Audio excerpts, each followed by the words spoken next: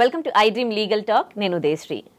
కొన్ని chit funds పేరుకు చాలా పెద్ద పెద్ద చిట్ ఫండ్స్, కానీ మనం చిట్ లిఫ్ట్ చేసినప్పుడు మాత్రం చాలా టైం హోల్డ్ చేసి అమౌంట్ ఇవ్వడంలో చాలా టైం తీసుకుంటూ ఉంటారు, ఇబ్బంది పెడుతూ ఉంటారు, కొత్త కొత్త రూల్స్ చెప్తూ ఉంటారు. మరి అలాంటప్పుడు ఏం చేయాలి, ఎలాంటి యాక్షన్ తీసుకుంటారు ఒకవేళ వాళ్ళపైన మనం ఏమైనా కంప్లైంట్ ఇస్తే? తెలుసుకుందాం. నాగేశ్వర్ పూజారి గారు ఉన్నారు, అడ్వకేట్. మాట్లాడదాం. హలో అండి, welcome to our studio. Sir, కొన్ని చిట్ ఫండ్స్ ఉంటాయి, పేరుకి పెద్ద పెద్ద చిట్ ఫండ్స్. మనం అక్కడ చిట్స్ వేసామనుకోండి, ఫస్ట్ చెప్పేటప్పుడు ఒకటి చెప్తారు, మనం లిఫ్ట్ చేశాక ఇప్పుడు ఒక 2 months బిఫోర్ లిఫ్ట్ చేసామనుకోండి, కానీ అప్పుడు అమౌంట్ పే చేయకుండా డిలే చేస్తూ ఉంటారు. అది లాసే కదా ఒక రకంగా. అండ్ కొంచెం అమౌంట్ హోల్డ్ చేస్తూ ఉన్నాయి కొన్ని చిట్ ఫండ్స్, పెద్ద పెద్ద చిట్ ఫండ్స్. సో అట్లాంటి వాళ్ళ ఆల్రెడీ ఒక పర్సన్ చిట్ వేసిన అతను ఉన్నాడు. ఇప్పుడు వాళ్ళ అమౌంట్ ఇంకొక 10 months ఉందనగా ఆయన లిఫ్ట్ చేశారు. లిఫ్ట్ చేసినాక 2 months అవుతుంది, ఇంకా చిట్ అమౌంట్ ఇవ్వలేదు. ఇప్పుడు వాళ్ళ మీద ఏం యాక్షన్ తీసుకోవడానికి ఉంటుంది? ఇప్పుడు జనరల్గా ఏంటంటే మన భారతదేశంలో ఏదంటే మధ్యతరగతి పీపుల్ కానీ అంతకంటే ఎబో ఉన్న పీపుల్ కానీ ఏంటంటే ఒక సిస్టమేటిక్గా సేవింగ్స్ చేసుకోవాలనో, లేకపోతే ఫ్యూచర్లో ఏమన్నా మనకు ఖర్చులు వస్తాయేమో, అప్పుడు పక్కన మనీ కావాలి కదా, అప్పుడు ఎక్కడి నుంచి తెచ్చుకోవాలని చెప్పేసి మనకు చిట్స్ కట్టడం అనేది మన నిత్య జీవితంలో అతి సాధారణ విషయం. మన చిట్స్ అనేది మనకు ఎప్పుడైనా కూడా నేను చాలా స్పష్టంగా చెప్పేది ఏంటి అంటే, ఎవరైనా సరే చిట్ వేసేటప్పుడు ఎక్కడ వేసినా సరే, ఎవరైనా సరే చిట్ వేసేటప్పుడు ఎక్కడ వేసినా సరే ప్రతి చిట్ అనేది రిజిస్టర్డ్ చిట్ ఉండాలి. వాళ్ళు ఫస్ట్ నేర్చుకోవాల్సింది ఏంటి అంటే, ఆ చిట్ ఫండ్ అనేది సంస్థలో మీరు చిట్ కనుక వేస్తే ఆ పర్టికులర్ ఆ చిట్కి ఒక నెంబర్ ఇస్తారు. ఆ చిట్టు పేరు మీద ఆ నెంబరు మీకు రిజిస్ట్రేషన్ ఆఫీస్లో రిజిస్టర్డ్ ఉందా లేదా చెక్ చేసుకోవాలి. అది ఎందుకు అంటే ఏంటంటే, చిట్ ఫండ్ అనేది జనాల దగ్గర నుంచి వీళ్ళు మనీ తీసుకొని రేపు వాళ్ళు వ్యాపారాన్ని సక్రమంగా చేయకపోతే, ఏదన్నా కారణం వల్ల లాస్ వస్తే ఆ లాస్ అనేది మళ్ళీ జనాలకు అయిపోతుంది. కాబట్టి మనకు దాన్ని ఆర్గనైజ్ చేస్తానికి మనకు చిట్ ఫండ్ యాక్ట్ పెట్టారు. సో ఆ చిట్ ఫండ్ యాక్ట్ ప్రకారం ఏంటంటే కంపల్సరీ ప్రతి చిట్ దాని మొత్తం వాల్యూ ఎంత ఉందో అంత వాల్యూ వాళ్ళు అక్కడ సెక్యూరిటీ డిపాజిట్ పెడతారు. నడిచే చిట్టీలలో నాకు తెలిసి చాలామంది, అంటే ఇప్పుడు మనకు ఉన్న ఇన్ఫర్మేషన్ చాలామంది ఏంటంటే కంపెనీ రిజిస్టర్ చేస్తారు, చిట్స్ రిజిస్టర్ చేయరు. వాళ్ళు ఎందుకంటే చిట్ రిజిస్టర్ చేస్తే ఏంటంటే ప్రతిసారి లెక్కలు చెప్పాలా, కంపల్సరీ దానికి సంబంధించిన సెక్యూరిటీ పెట్టాలా, కొద్దిగా లీగల్ డాక్యుమెంటేషను కొద్దిగా అంత ఎక్కువ ఉంటుంది. కాబట్టి వాళ్ళు ఒక చిట్ ఫండ్ కంపెనీ 10 చిట్టీలు నడుపుతుంది అనుకుందాం, 5 రిజిస్టర్ చేస్తారు, 5 రిజిస్టర్ చేయరు. సో అది ఫస్ట్ క్లారిటీ తీసుకోవాలి. మన చిట్ ఫండ్లో మనం వేసే చిట్ అనేది మనకు చిట్ ఫండ్ రిజిస్టర్ ఆఫీస్లో చిట్ రిజిస్టర్డ్ ఉందా లేదా అని చూసుకోవాలి ఫస్ట్. సో చిట్ రిజిస్టర్డ్ ఉందనుకో, యు ఆర్ సేఫ్. అంటే నీ మనీ ఎక్కడికి వెళ్ళదు. ఒకవేళ ఆ కంపెనీ మూసేసిన, ఆ చిట్ ఫండ్ మూసేసిన, లాస్ అయినా మనకు వాళ్ళ దగ్గర పెట్టిన సెక్యూరిటీ నుంచి మనం తీసుకునే అవకాశం ఉంటుంది. ఇది చాలా మందికి తెలియదు. ఓకే, అదొకటి ఫస్ట్ పాయింట్. సెకండ్ది, మనకి ట్రాన్సాక్షన్స్ జరుగుతున్నప్పుడు ఇప్పుడు చిట్ ఫండ్తో మనం ఎవ్రీ మంత్ కడుతుంటాం, అవసరానికనే కడుతుంటాం మనం. ఓకే, వాళ్ళు ఏం చేస్తారంటే వేసేటప్పుడు రకరకాల కారణాలు చెప్పి, అంటే మంచి ఆఫర్లనో లేకపోతే ఎంబటే ఇస్తామనో, అవసరం లేదనో, కొన్ని సందర్భాల్లో 5వ నెల చిట్ ఇస్తామనో, 7వ నెల చిట్ ఇస్తామనో, లేకపోతే ఇమీడియట్లీ ఎత్తుకోగానే ఇస్తామని ఏదో వాళ్ళు చెప్పేసి తీసేసుకుంటారు. తీసేసుకున్న తర్వాత అకార్డింగ్ టు ద లా అయితే చిట్ ఎత్తిన దగ్గర నుంచి 15 daysలో ఇచ్చేసేయాలి. ఓకే, కానీ when it comes to the ప్రాక్టికాలిటీకి వచ్చేవరకు యావరేజ్గా 2 to 3 months పడుతుంటుంది. ఈ రకరకాల కారణాలు. వాళ్ళు చెప్పే ప్రధాన కారణం ఏంటంటే ఈ షూరిటీలకు సంబంధించి డిలే చేస్తుంటారు బాగా. ఈ షూరిటీ బాగాలేదు, ఆ పేపర్ తెచ్చుకో, ఈ పేపర్ మేము వెరిఫికేషన్ పోయినా, ఆయన కరెక్ట్ చెప్పలే, ఈయన కరెక్ట్ చెప్పలే అని తిప్పుతుంటారు దాన్ని. అది ప్రధానంగా జరిగే అక్కనే వాళ్ళు డిలే చేస్తారు.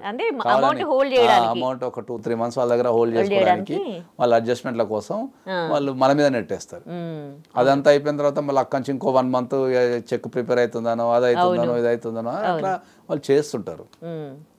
సో చిట్ ఫండ్లో మీకు ఏ రకమైన ఇబ్బంది కలిగినా, వాళ్ళు మీకు ఇచ్చిన ప్రామిస్ని మీరు తప్పినా, మీకు ఏమైనా లాస్ అవుతున్నా, మీరు కన్జ్యూమర్ కోర్టుకి వెళ్ళి వాళ్ళ మీద కేసు వేసుకోవచ్చు.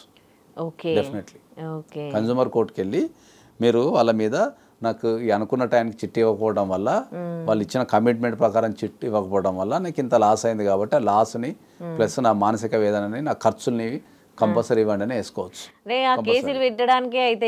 లేదు, మీకు కన్జ్యూమర్ కోర్ట్ అనేది ఎప్పుడు కూడా the easiest process, simplest process ఉంటుంది. జనాలందరూ ఏంటంటే ఇప్పుడు ఒక యాక్ట్ పెట్టారు. ఆ యాక్ట్ అనేది దాన్ని రాసేటప్పుడే దాని పారామీటర్స్ ఎట్లుంటాయని రాస్తారు. కన్జ్యూమర్ కోర్ట్ అంటే ఏంటి అంటే మనం 10 రూపాయల వస్తువు కా నుంచి 10 కోట్ల వస్తువు వరకు 20 కోట్ల వస్తువు వరకు మనకు సర్వీస్లో లోపం ఉన్నా లేకపోతే ఐటమ్స్లో లోపం ఉన్నా మనం వెళ్ళొచ్చు. ఇప్పుడు అందరూ ఏమనుకుంటారు, ఇప్పుడు 10 రూపాయల ఐటమ్కు డిఫెక్ట్ వచ్చింది కదా దానికోసం నేను కోర్టుకు వెళ్ళాలా అనుకుంటారు. ఓకే, అక్కడ మీకు ఈజియెస్ట్ ప్రాసెస్ ఉంటుంది. జనరల్గా కన్జ్యూమర్ కోర్టులో మీకు జనరల్గా అడ్వకేట్ అవసరం లేదు.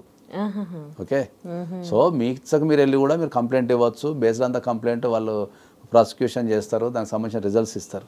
దానికి ఖచ్చితంగా అడ్వకేట్ ఉండాల్సిన అవసరం ఏం లేదు.